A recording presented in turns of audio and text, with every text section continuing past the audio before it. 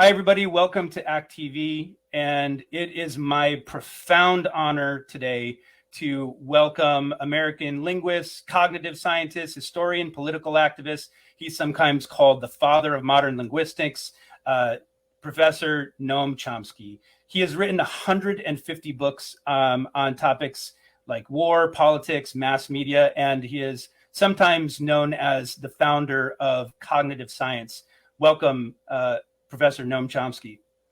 Pleased to be with you. It is really such an honor. You have been such an influence on me personally. Your activism, your writing, the way you think, the way you so clearly have been able to deconstruct a very complicated society and government. So I just want to thank you for your entire legacy, which has had an absolute profound impact on me. One of the reasons that we're talking today is that September 17th is indeed the 10th anniversary of Occupy Wall Street.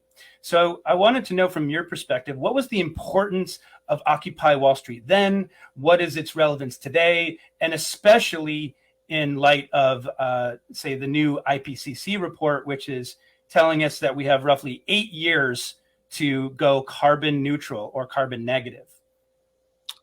Well, I should start by saying that the success of the Occupy movement, which was quite remarkable, was a surprise to me, a very pleasant surprise.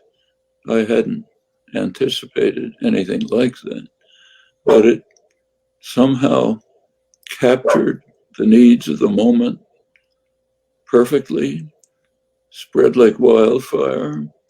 I was traveling a lot at the time. I was giving talks to Occupy groups in Australia, London, Boston, where I was living, other places. Enthusiastic, big crowds. Occupy was, of course, a tactic. It's not a permanent strategy. And the tactic dramatically succeeded in two respects. One, it changed discourse and consciousness pretty much around the world.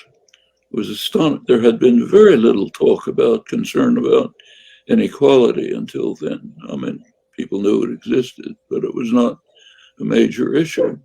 Occupy put it right in the center of attention.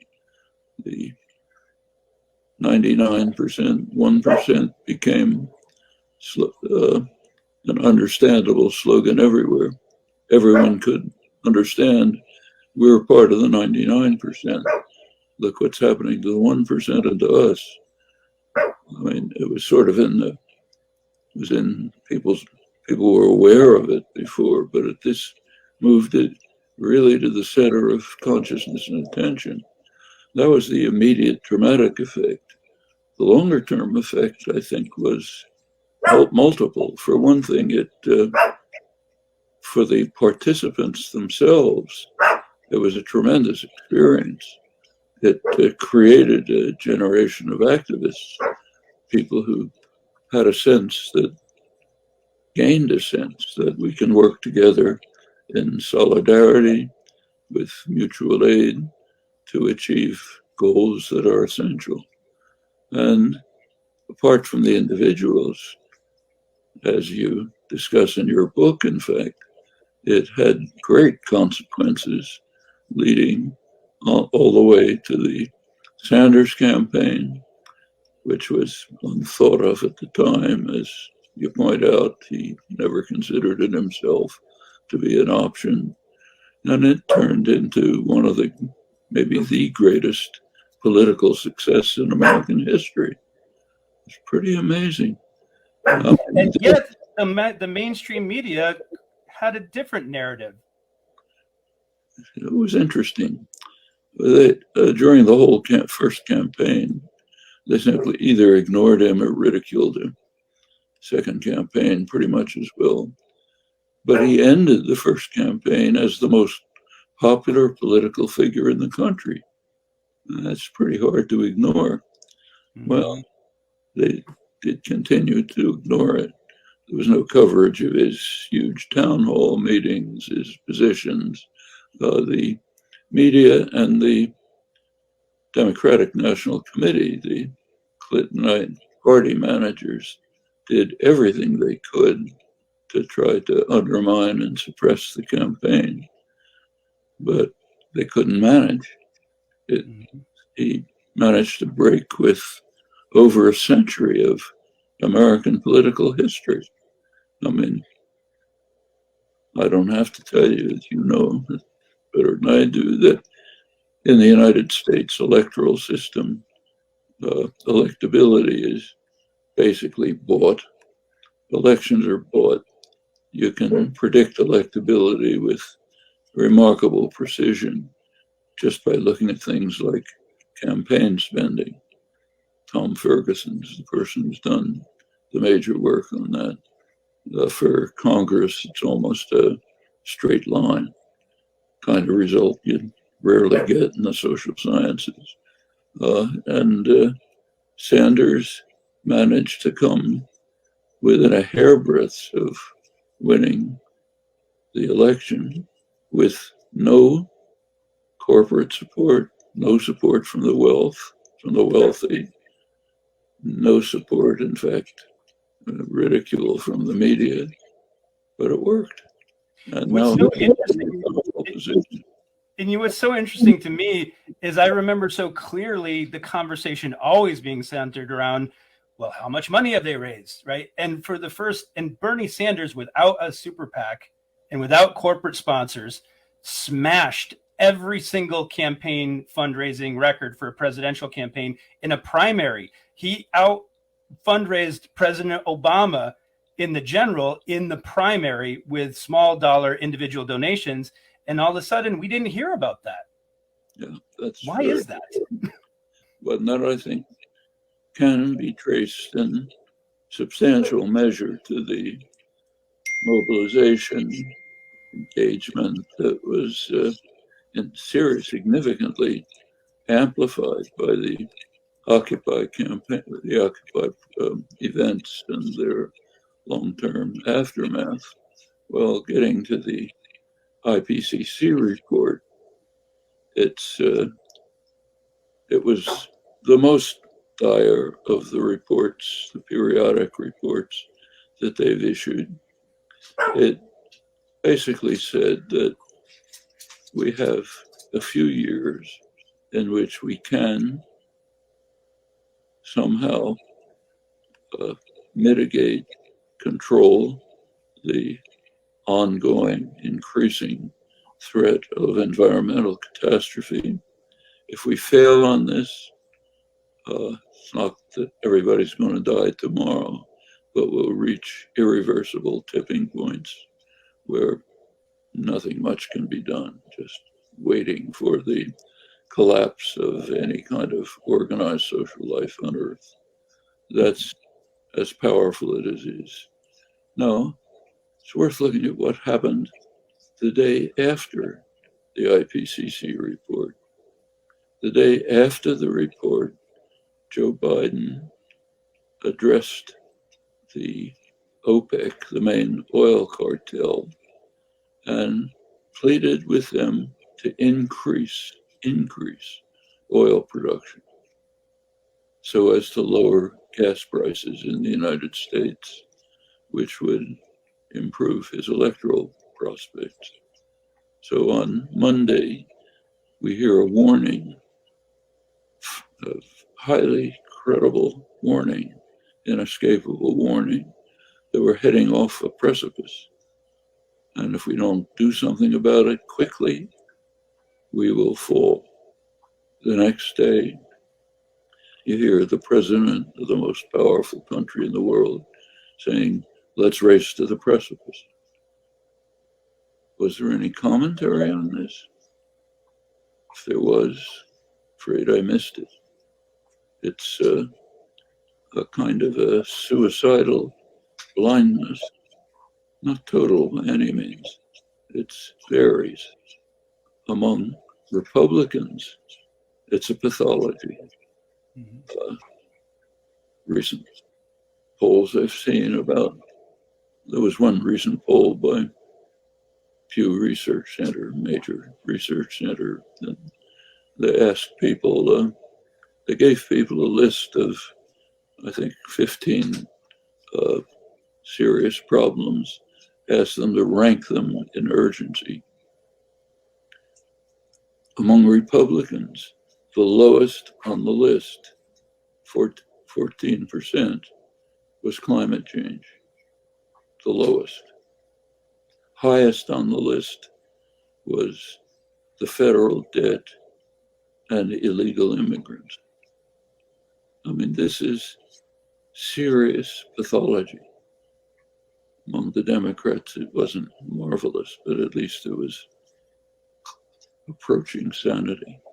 Unless this is changed, and significantly, the future of the human species is not very bright. So what is that, in your opinion? I've heard you speak on atomization, the word atomization, and how Occupy Wall Street got people out of the house. In light of this moment, can you talk a little bit about the import of the 10th anniversary and this moment we're facing as a civilization? The atomization is very real. Partly it's explicitly planned.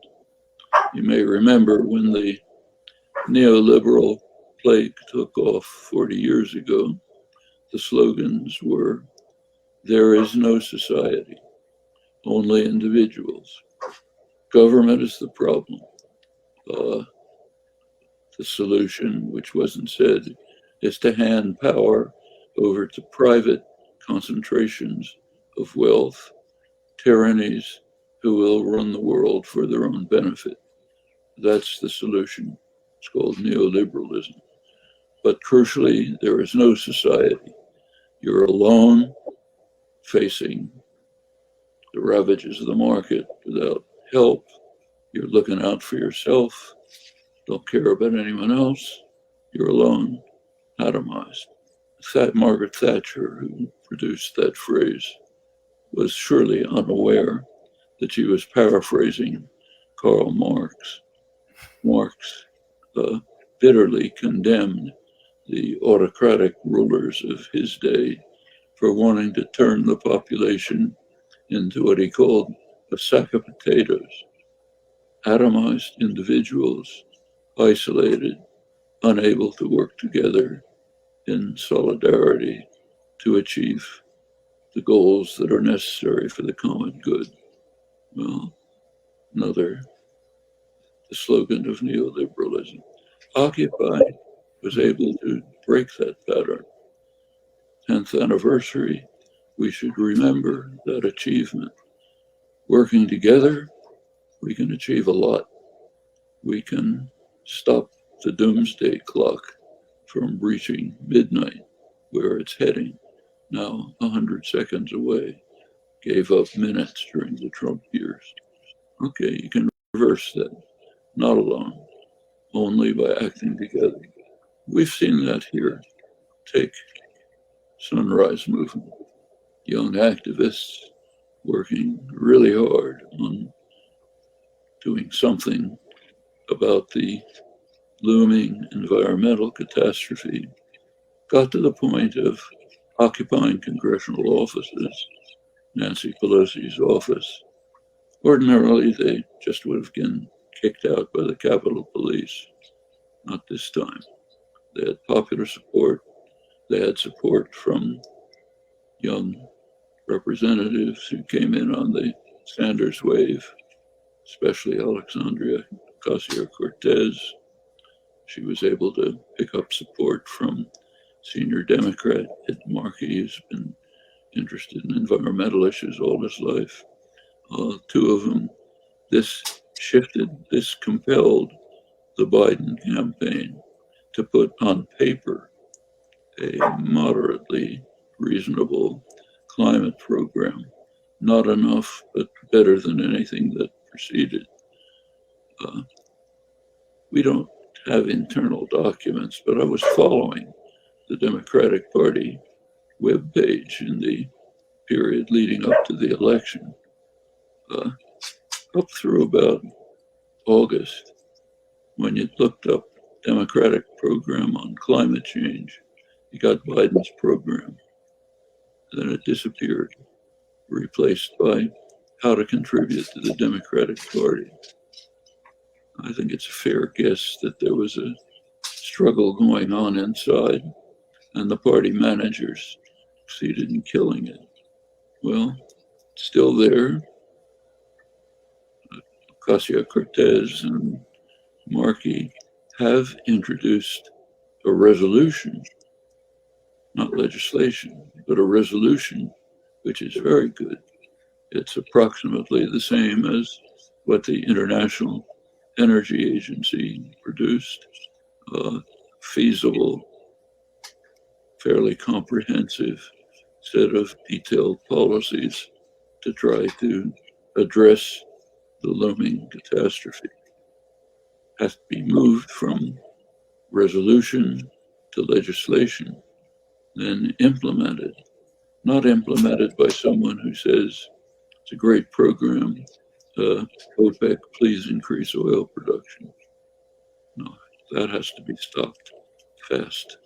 Not much time.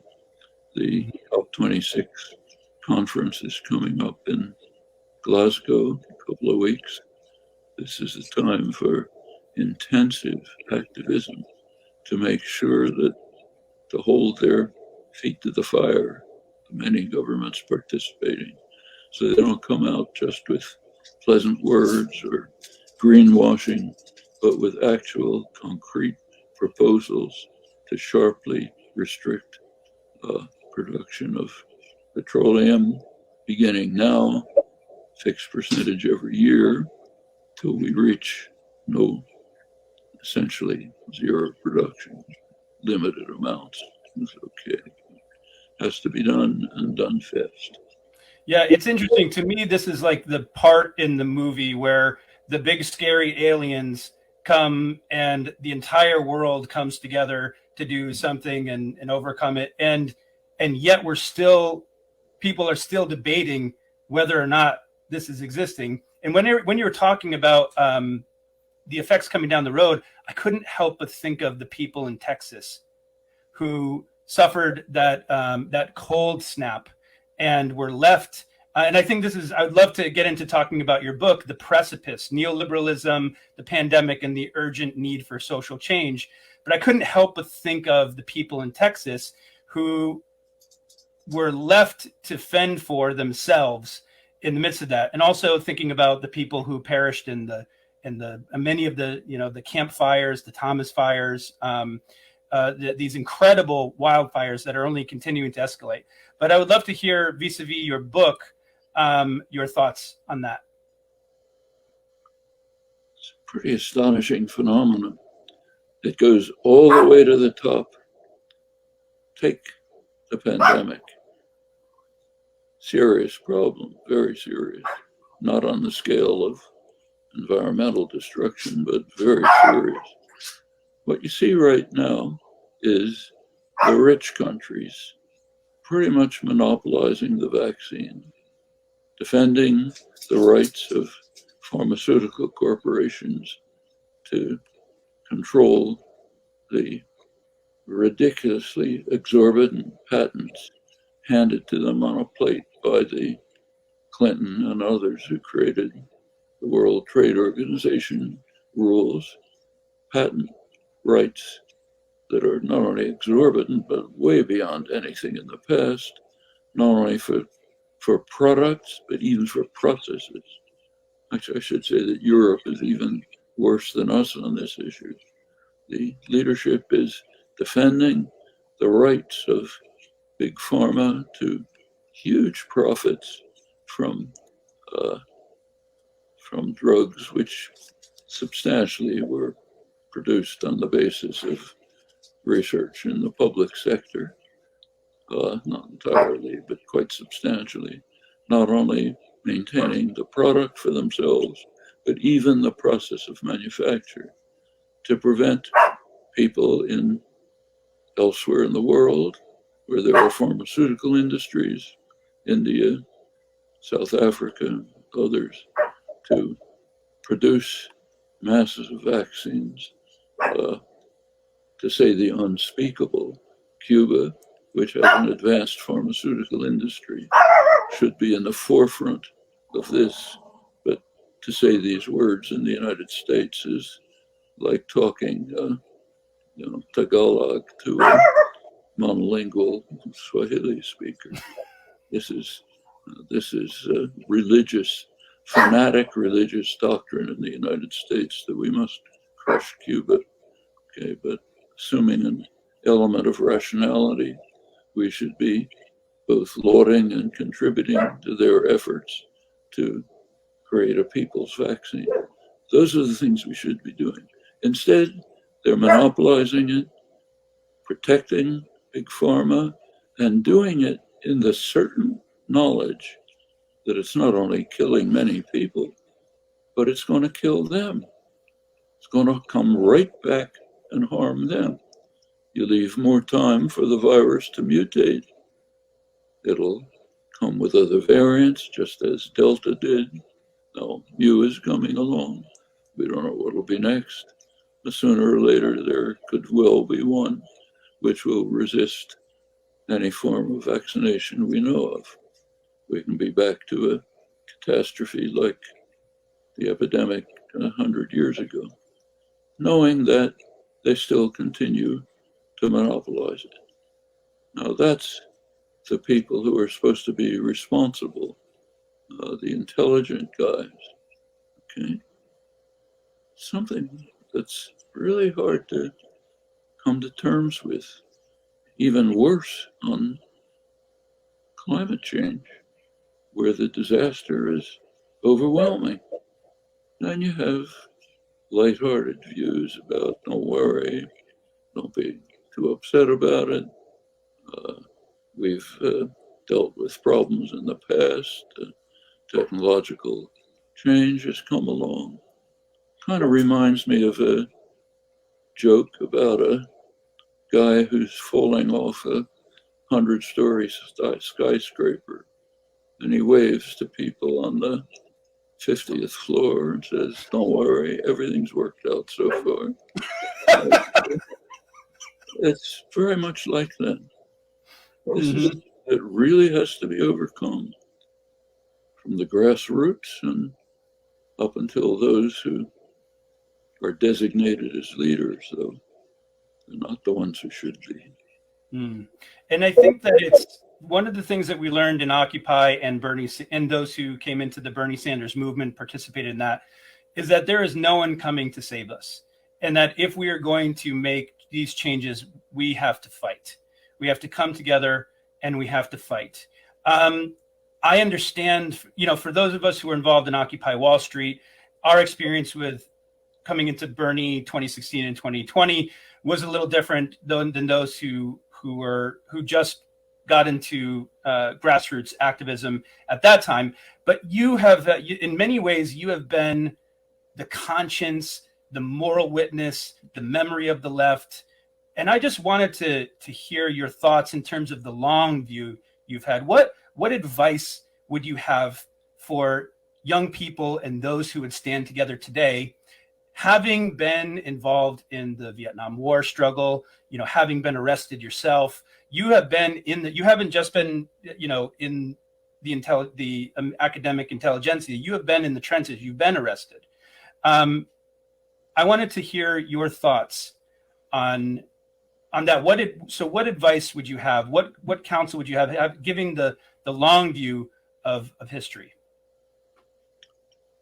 Well, there's been plenty of activism over my 90 plus years, old enough to remember the Depression, different forms, many successes, lots of regression.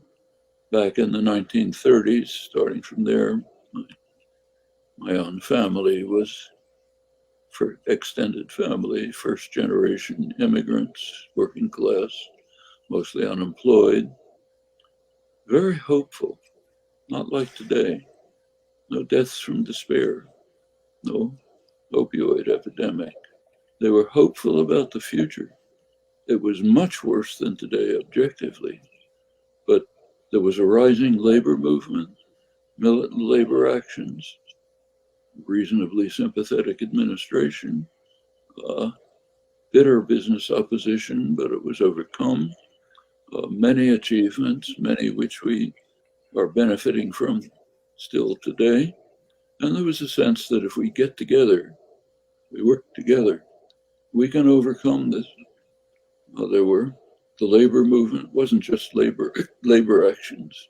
It was cultural programs, a week in the country at the Ilgu camp for my unemployed seamstress aunts, uh, uh, Shakespeare plays, pretty high level, quite a high level of high culture, I should say. Just common coin among working people, many of whom barely went to school, didn't graduate elementary school. But there was a sense you can work together and make it. And it achieved quite a lot. We're still living on that legacy. Well, it was a bitter business reaction on hold during the war, came out in force right after the war.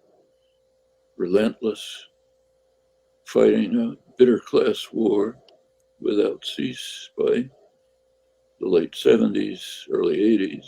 They managed to succeed in retaking enormous power, and there's been tremendous regression since then. But there were achievements. Take the civil rights movement. Who was that? Well, the name that comes to mind is Martin Luther King, certainly a person of great merit, should be respected for his courage, his integrity, his leadership. But I'm sure he would have been the first to say that he was riding a wave, that the work was being done by people on the ground, black, mostly in the black community, who've been organizing and active for years.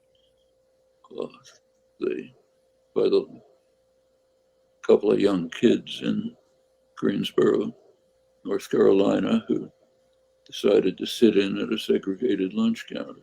Black kids thrown out, arrested, thrown out. Could have been the end of it, except that more came the next day. Pretty soon more came. Pretty soon some young white people came down from the South. Pretty soon you had freedom buses riding through the South, mostly SNCC workers, trying to encourage a poor black farmer in Alabama to take his life in his hand and go to a voting booth and take his life in his hand, literally, take their lives in their hands, the organizers. Okay, finally led to major popular movement, which did have partial achievements, partial but significant. Feminist movement came along later, started with small consciousness raising groups, a couple of women saying, why do we have to live like this?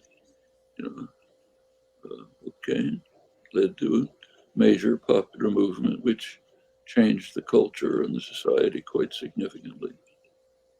On to others, the environmental movement, right up to the present. The lessons are pretty clear. Get together, make a realistic assessment of existing circumstances. Don't commit yourself to idle, pointless dreams. We live in this world, not some imagined world. We can and should imagine a different world and work towards it, but also recognize here's this one, going to have to deal with it the way it is. So take, say, the environment. Capitalism is basically a death sentence. It's based on principles which are suicidal. So suppose you say, let's get rid of capitalism and deal with the environmental crisis. Sounds nice. And then if you look at relevant time frames, It's not in the cards. The possible time frame for moving towards a social order that's based on the common good, on need, on what people should have, instead of on profit for the very few and domination of workers in the workplace. It's not going to come within the time frame necessary to overcome this immediate crisis. That's something we just have to face. Doesn't mean you should stop working for the long-term change, not in the least. Groups like Systems Project, others are working to try to create elements of a more decent society within this one. Worker-owned enterprises, cooperatives, localist initiatives, plenty of things. Also the mass popular organizations. But you have to face reality. We're not going to have a revolution tomorrow. If there is a revolution tomorrow, it'll be a fascist revolution. Guys with the guns move to the arena of violent conflict. They're going to win, not us. We have power, but elsewhere. So you have to understand all this. Don't be discouraged. Plenty of the historical sense shows you that there are many victories under much harsher circumstances than what we face. We do face problems of a level that have never existed in human history. We don't have much time to solve them. The means are available, it's feasible, there are good plans, there are even steps forward. So for example, take West Virginia, coal country. The workers in coal country have plenty of reason to be bitter and angry. Their lives are being destroyed by the end of the coal economy. It's not a joke. It doesn't have to be that way. There are clear, good programs to move them, to help them transfer to a much better form of life, better jobs, better communities, not the brutal conditions of the mines, not black lung disease.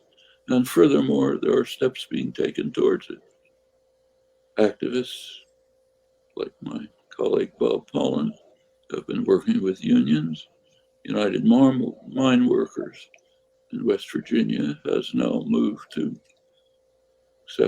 working on a transition program from coal mines, which have got to disappear if we're going to survive, to better jobs and better communities and better work.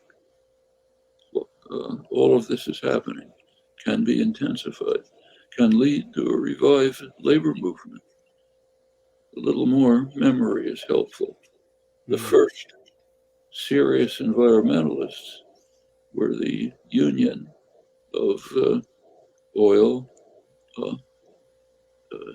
Atomic Workers, the union in which Tony Mazzocchi was a leading figure, a radical union organizer and a leading environmentalist back in the early 70s. Those are the people who are on the front line on environmental issues. They're the ones who are dying from the pollution and the destructive character of oil, gas, coal, atomic production. So they were in the lead. That's where you get initiatives like OSHA and others. Mazzocchi went on to try to form a labor party in the 1990s. Party aimed at radically changing capitalist oppression and dealing directly with the serious crises. Well, couldn't make it then. Maybe you can now. These are all possibilities.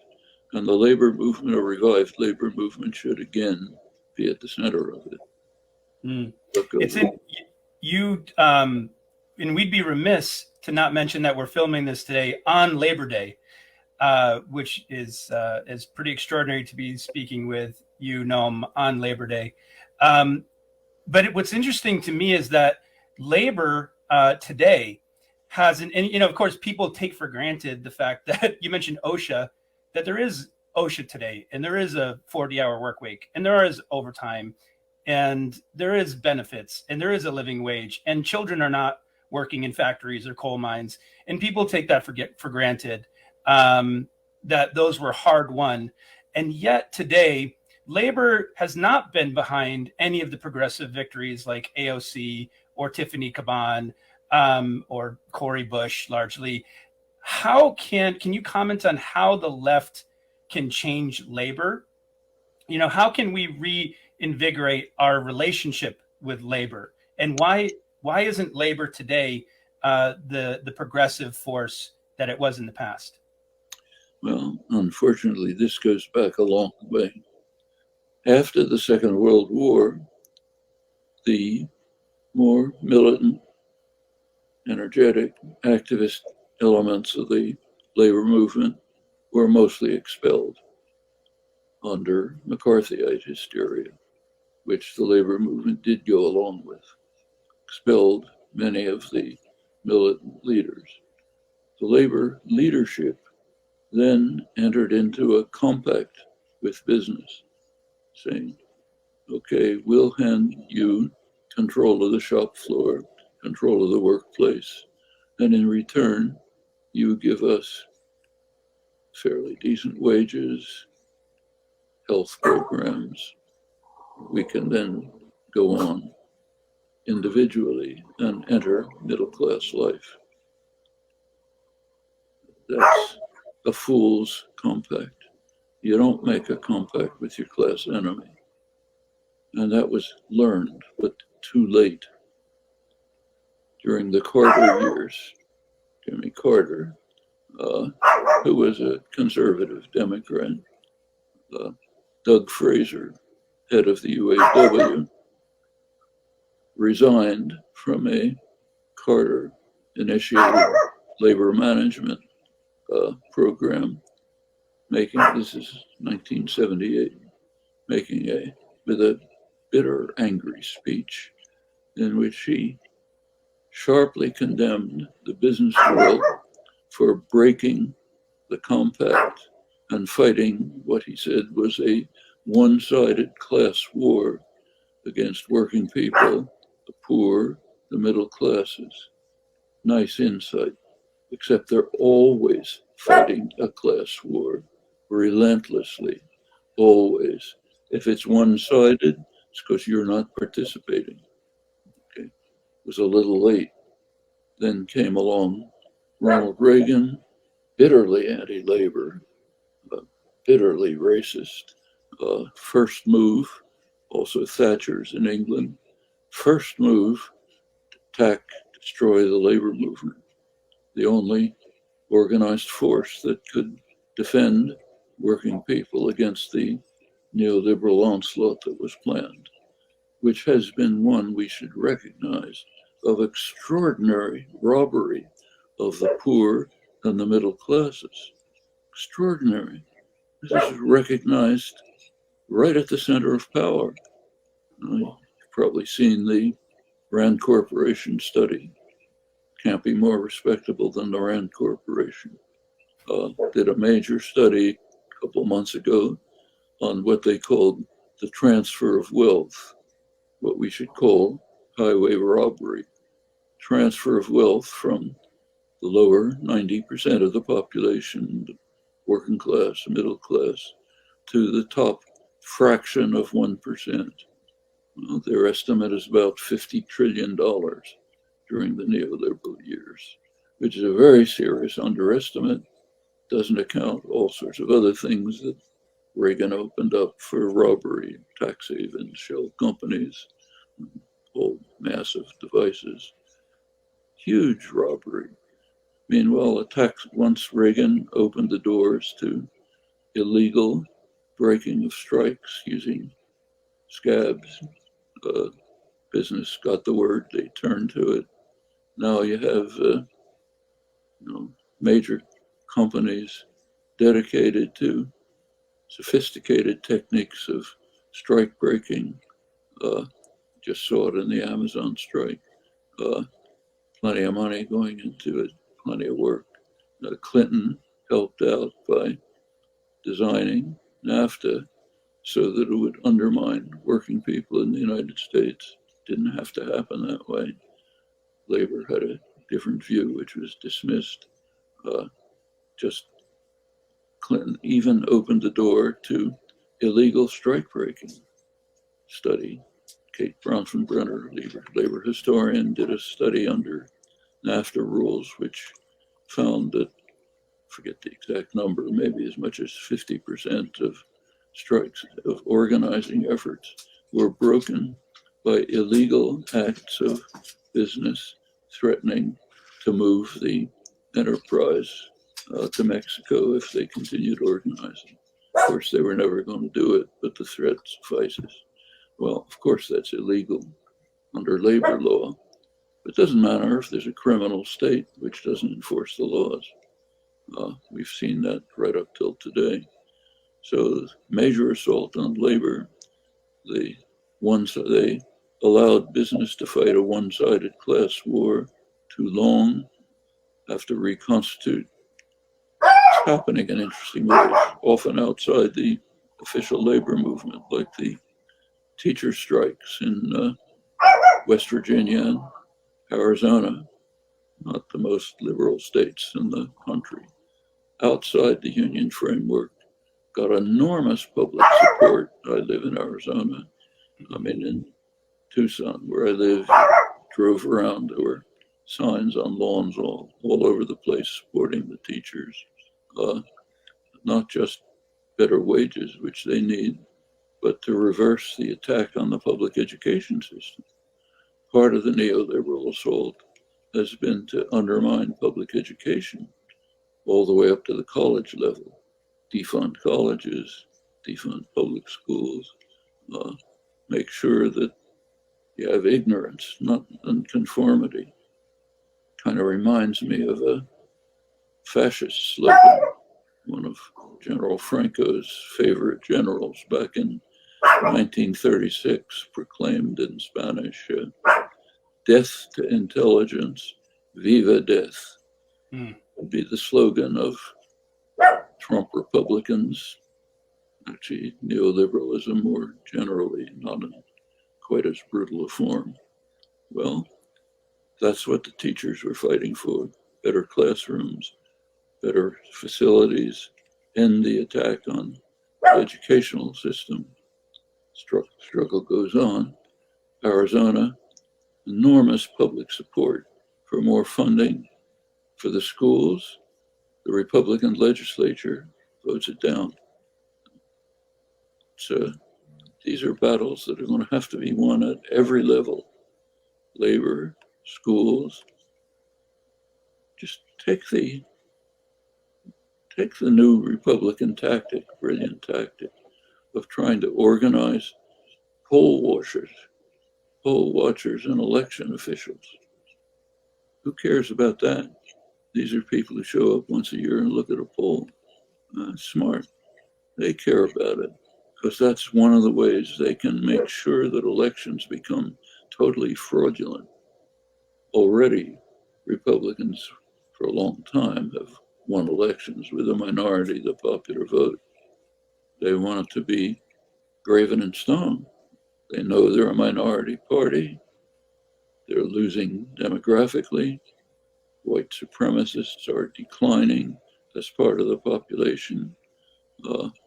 Can't hold the finger in the dike forever, but they can try by just making sure that polls are even more fraudulent than they are now. Not just corporate money coming in, structural advantages of rural conservative America, the ludicrous character of the Senate with a radically anti-democratic character. With all of that, make sure that we can intimidate election watchers and put in our own people who manage somehow to make the voting even less representative of the country than it is now. Well, so I can't, as you're talking about all this, I can't help but remember how strategic and organized the establishment has been in dismantling a lot of our leftist movements. We saw that when the Occupy camps were dismantled, when you had mayors across the country having conference calls with sheriffs across the country to discuss how specifically they were going to dismantle our movement and occupations. We saw this at Standing Rock. We've seen the intersection of corporate America and the police state and our government officials colluding to derail our movements. We also saw this with the Never Bernie movement, with the neoliberal technocrats in the Center for American Progress and the party working, like having meetings to specifically strategize how they could dismantle our movements. On the other side, you also talk about the fascists. And this is something I also addressed in my book, how QAnon was a very highly coordinated psyop from ex-intelligence people who were working in intelligence, using the tactics that they have studied, that the Taliban and Al-Qaeda have used. They're using that on American citizens to drive these conspiracy theories. But out of all of that, how can you emerge as a leftist or a progressive or someone who just cares about the living and the sustainability of the planet, seeing that we're fighting a war against neoliberalism, we're fighting a war against the technocracy, the corporate state. Well, on the other side, you have a more extreme version of that is actually fascist. How can we all emerge from that? How do you not just want to shut everything down and watch cat videos? First of all, we should recognize that it's not new. Go back to the early labor movement, major labor movement in the 19th century, quite radical by our standards. So its slogan was, "Those who work in the mills should own them." Not just, "I want to have a job and a better job." We should run the place. There was a radical populist movement, not populist in the contemporary sense, real populist. U.S. was an agrarian country. Radical farmers in Texas and Kansas and Oklahoma organized to develop what they called a cooperative commonwealth, in which the farmers themselves would be free of the northeastern bankers who lent them money and then charged usurious rates, ran the marketing system. They would do it themselves in a cooperative commonwealth. Huge popular movement began to link up with Knights of Labor, the enormous labor movement.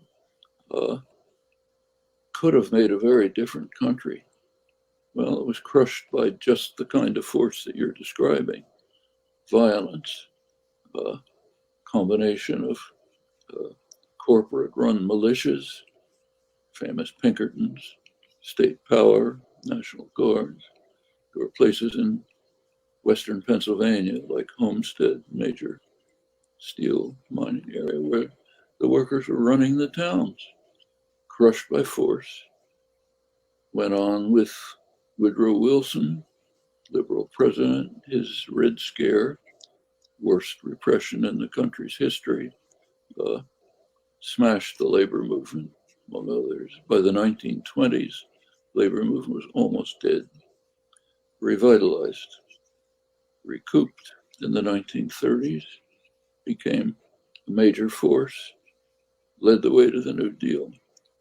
Now there's one of the top labor historians, Eric Loomis, has reviewed a lot of this history and pointed out something important.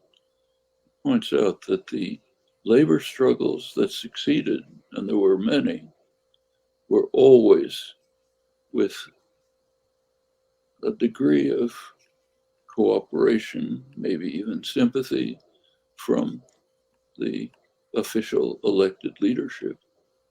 That is true at the national level, like Roosevelt, down to the town level. There are towns today where mayors uh, have just refused to implement repressive, violent tactics and have offered space for activism to proceed. Okay? If you have this kind of cooperation, you can make progress. Mainly, it's the activism on the ground, but there has to be enough power to fend off the class warfare carried out by the business classes and state power if they manage to control it, like what you witnessed in Los Angeles when the police came out and smashed everything up. Okay. Yeah, I got hit in the ribs with a baton, and I'll tell you that does have a way to shift your worldview leftward. That was quite an awakening. And as we're reaching this moment, you were in on the ground during the Vietnam War, and I want to sort of wrap with this. You know, you've seen the left over a long period of time, and you see the left today. Do you have any constructive criticism for the left today? Should learn the lessons of the past and not repeat them. So take the Vietnam War, anti-war movement in the Vietnam years, which, yes, I was very much involved in. I myself got involved too late in 1961. Should have been 10 years earlier, when Truman, then Eisenhower, escalated the war against South Vietnam. I myself got involved in 61 when John F. Kennedy sharply escalated the war. It was almost impossible. Couldn't talk to anybody about it. Could talk to a couple of people in a living room, maybe. Nobody wanted to hear about it. It wasn't happening. Meanwhile, South Vietnam was being destroyed. I was living in Boston, liberal city.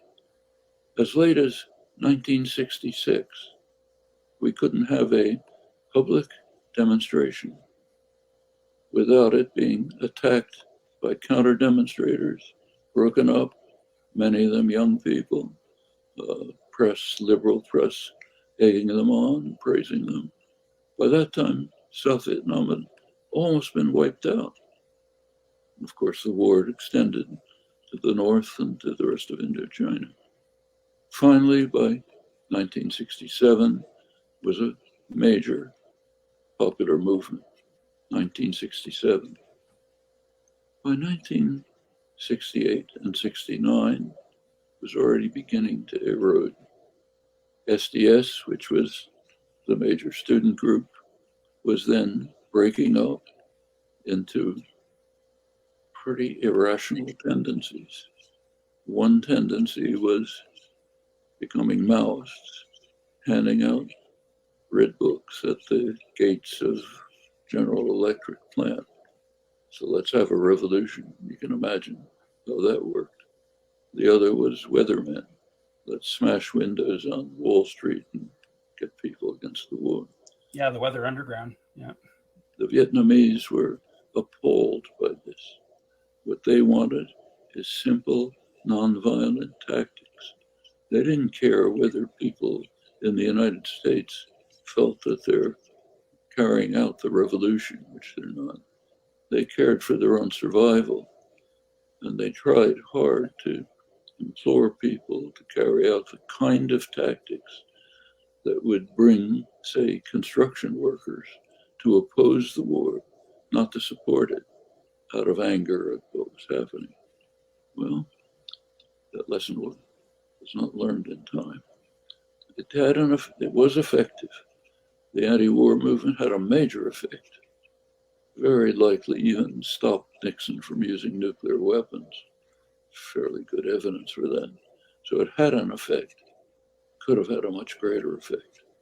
In 1968, young leftists decided they're not going to vote against Nixon because Humphrey is just a corporate liberal, which he was. But he was a corporate liberal. He wasn't Richard Nixon. Might have made a considerable difference. Many corpses might have been spared by biting your tongue and voting against the worst Nixon. Well, wasn't done. It's also a lesson to be learned. I think we can learn that from Otpor as well in Yugoslavia. Very clearly, they had a tactic to vote out Milosevic, and then, of course, they had to back that up with the bulldozer revolution. But we did see that on the left in a post-Bernie world. Once the Bernie Sanders coalition, which represented a very, very wide range of ideologies that united under that policy vision, and then that sort of dispersed into factionalism, and there's a corner of the left that said, well, we're just not going to participate. I think that Otpor and Milosevic is a good example where when you recognize a danger such as Trump, you cannot claim to be anti-fascist while you let the fascists run a third of the government, in my opinion. And in fact, that was a very significant component and a dangerous one. I mean, there's this illusion that we're going to sit it out. That's not a choice. When you sit it out, you're helping the worst candidate by depriving the opposition of a vote. That's just arithmetic. Can't argue that. So you're not sitting it out. If you sat out the 2020 election, you were helping Trump win. Okay. Well, it came pretty close. What we have is by no means great. Could be a lot worse. That's right. I think that was one of the biggest lessons myself and many others took away from Occupy, was that just standing outside with a bullhorn, taking prefigurative actions, is you have to actually challenge the structures of power, occupy the structures of power. And doing organizing around the Democratic Party is not an endorsement of the party leadership. It's not an endorsement of the Democratic Party. I am not a Democrat.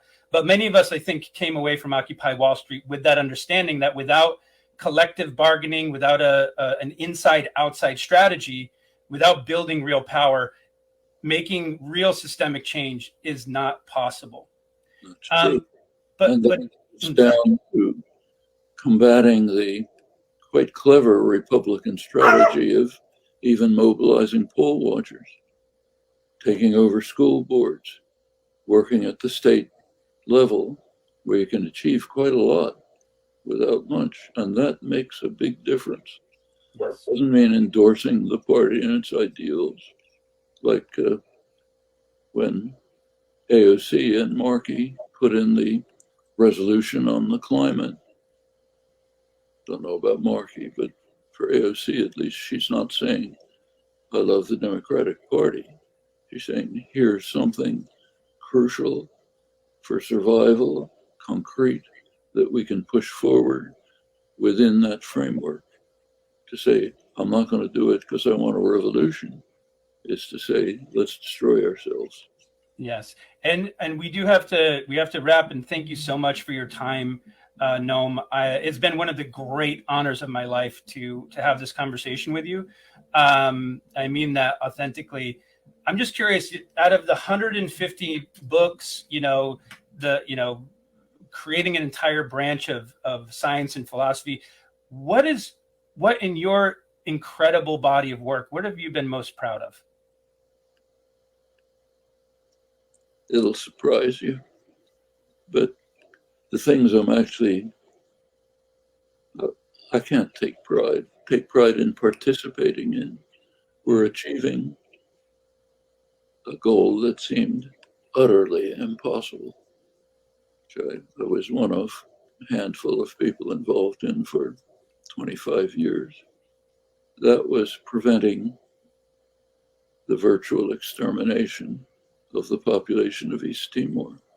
It's the worst atrocity relative to population since the Holocaust. It looked totally hopeless. I mean, small country of a couple 100,000 poor people trying to resist an invasion by a major power backed strongly by the United States, other Western powers. How can it possibly succeed? Well, amazingly it did.